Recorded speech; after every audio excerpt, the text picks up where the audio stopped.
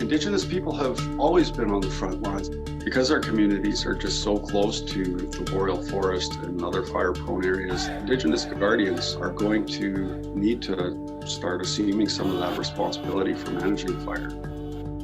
Mr. Vupidisi da Nasidiga Asun, my name is Brady Highway. I'm from the Peter Ballantyne Cree Nation. Over the course of my career, I've had about 250 fires.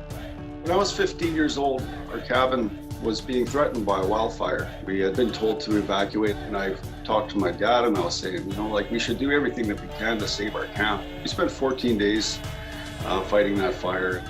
It was something that really impacted me deeply.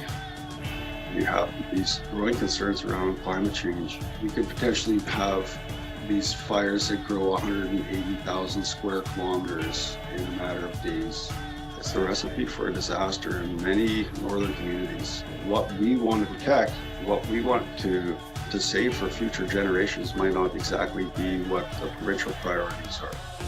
However, Indigenous protected and conserved areas that are being implemented across the country would create these opportunities for developing that capacity at the ground level so that we can manage fire in a way that holds our priorities. You look at Indigenous Guardian programs, it's just one step further to provide them with the training and experience that they need to manage fire.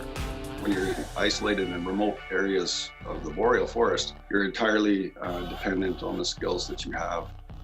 Indigenous Guardians, they're very capable in the bush. They grew up there. You don't need a map to tell them how to get around. I got into this industry because I felt a responsibility to look after the land, look after our traditional territories. In my mind, it's not about the heroics, it's the heart and it's the connection to the land that's the most important. There's an incredible opportunity for Indigenous Guardians to become involved in wildland fire.